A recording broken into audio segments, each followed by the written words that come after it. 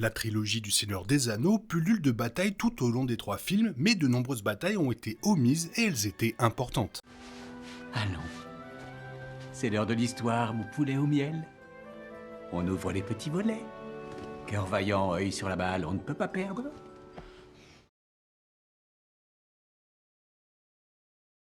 L'adaptation par Peter Jackson du Seigneur des Anneaux de Tolkien demeure une réussite remarquable. Cette trilogie a donné vie à la Terre du Milieu d'une manière inédite pour les fans, faisant découvrir cette magnifique histoire à une nouvelle génération. Si les films n'ont pas réussi à retranscrire tous les éléments des romans, et si certains passages ont été coupés pour des raisons de temps ou de clarté, l'essentiel des écrits de Tolkien a été porté à l'écran sous une forme ou une autre. Pourtant, certaines batailles, pourtant essentielles à une histoire de guerre, ont dû être omises, laissant de côté des éléments stratégiques importants du conflit. Bien sûr, les moments véritablement épiques ont été filmés avec tous les détails héroïques intacts. La bataille des champs du Pélénor, la fuite de la communauté hors de la Moria et la bataille devant la porte noire du Mordor ont tout été filmés, aux côtés des autres combats majeurs des livres. De nombreux événements n'ont pas eu l'occasion de briller à l'écran. Des escarmouches mineures aux quelques véritables batailles, les films ont manqué de combats véritablement dangereux et mortels.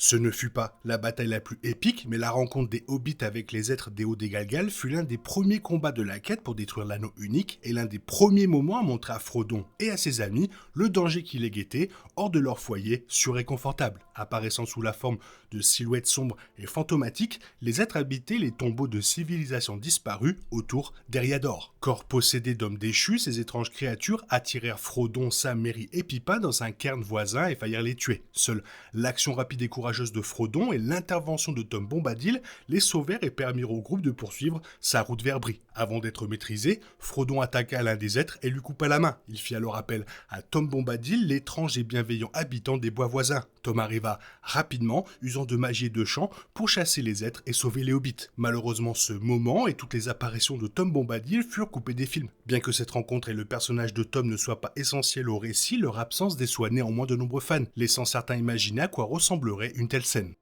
Les wargs, loups géants et monstrueux, firent leur première apparition au cinéma dans les 2 tours, où ils attaquèrent Aragorn, Gimli et Legolas alors qu'ils menaient les Rohirrim au gouffre de Helm. Ils joueront plus tard un rôle important dans les batailles et les scènes de poursuite de la trilogie du Hobbit. Leur première apparition dans les livres du Seigneur des Anneaux fut cependant complètement coupée au cinéma. Après avoir été forcée de rebrousser chemin depuis Caradhras, la communauté de l'anneau se dirigea vers la Moria. Les cinéphiles purent assister à la brève escarmouche avec le guetteur des eaux et à la fuite à travers les mines qui suivirent. Mais ils manquèrent un combat antérieur contre les wargs. Le roman explique comment Sauron envoya des wargs attaquer la communauté en route vers la Moria. Cela donne lieu à 2 batailles distinctes contre les loups géants. Lors de la première, l'un des chefs de meute, surnommé le limé de Sauron par Gandalf, fut tué par une flèche de Legolas. Après s'être regroupés, les wargs tentèrent une seconde tentative. Les autres chefs de la meute trouvant la mort aux mains d'Aragorn, Legolas et Boromir. Ce n'est qu'après cette seconde rencontre que Gandalf les identifia comme étant des wargs, révélant ainsi le danger auquel la communauté était confrontée.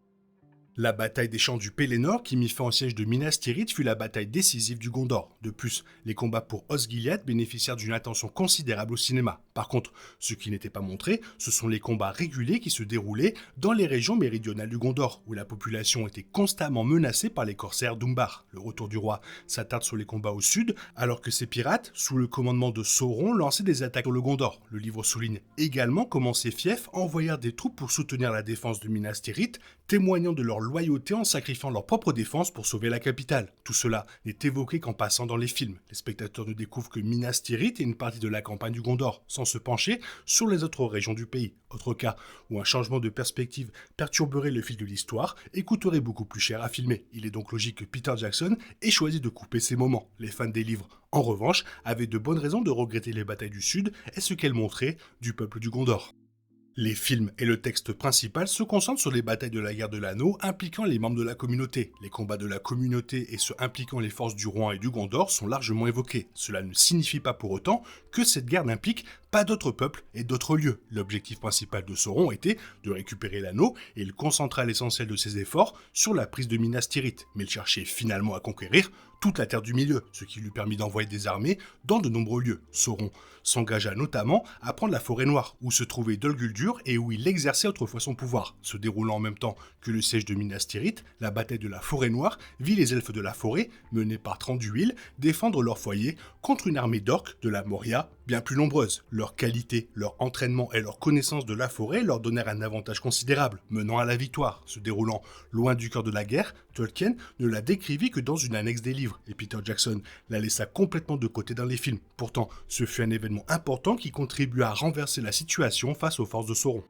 À l'époque où le Gondor défendait Minas Tirith et où les elfes de Thranduil défendaient la Forêt Noire, les elfes de Lorien repoussaient une invasion orque. Face à une force combinée des armées du Mordor et de Dol Guldur, les défenseurs se retrouvèrent une fois de plus en infériorité numérique, mais dotés d'une plus grande habileté et d'une volonté de persévérance accrue. Les elfes de Lorien bénéficièrent également de la présence de Galadriel qui portait Nenya, l'un des anneaux de pouvoir elfique, protégeant le royaume du mal. Pendant plusieurs jours, la Lorienne affronta 3 attaques orques distinctes, repoussant chaque tentative, mais risquant la destruction de nombreux arbres extérieurs de la forêt. Comme pour la bataille de la Forêt Noire, ce combat n'a pas été mentionné dans le texte principal des romans, et encore moins dans les films. Là encore, Tolkien a laissé les détails en annexe pour éviter de perturber le fil du récit principal, et Jackson l'a complètement laissé de côté. Il est toutefois dommage qu'elle n'ait pas été mentionnée, car cette bataille illustre pourquoi Galadriel, figure puissante de la Terre du Milieu, ne pouvait rejoindre la communauté ni participer à des batailles ailleurs. Elle était occupée à défendre son propre foyer contre le mal de Sauron.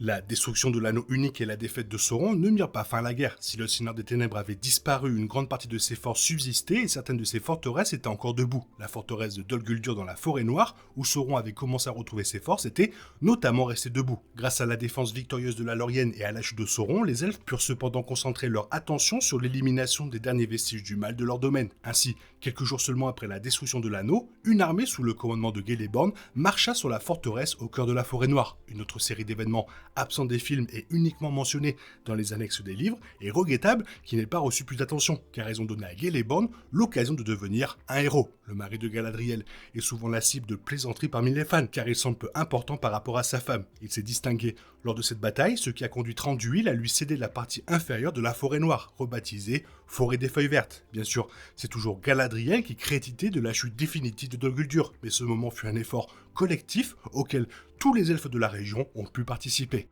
Lors du conseil d'Elrond, Gimli expliqua que Sauron avait envoyé des agents pour tenter de négocier avec les nains du Mont Solitaire, révélant que le Seigneur des Ténèbres s'intéressait à la région. Il n'est donc pas surprenant qu'une bataille y ait finalement eu lieu. Comme pour la Lorienne et la Forêt Noire, Dale et Erebor durent faire face à leur propre invasion dans les derniers jours de la guerre de l'Anneau. Ici, ce sont principalement les Orientaux plutôt que les Orques qui composaient l'armée ennemie, et c'est une alliance d'hommes et de nains qui donnèrent leur vie pour arrêter la progression des forces de Sauron, menées par Dain II, devenu roi d'Erebor après la mort de Thorin dans le Hobbit, et Brand, roi de Dale et petit-fils de Bard l'Archer, qui tua Smaug. L'armée combinée de Dale et du Mont Solitaire subit des pertes initiales, mais finit par l'emporter, repoussant les Orientaux et sauvant leur foyer. Une fois de plus, ces événements se déroulèrent loin du Gondor et des membres de la communauté, de sorte qu'ils ne furent évoqués que dans les annexes et furent exclus des films. Malheureusement, le film La bataille des 5 armées fut le seul moment où le public put voir un grand nombre de nains au combat ou apercevoir Dale et Erebor en guerre. Toutefois, comme pour les batailles de la Forêt Noire et de la Lorienne, cet épisode de la guerre de l'Anneau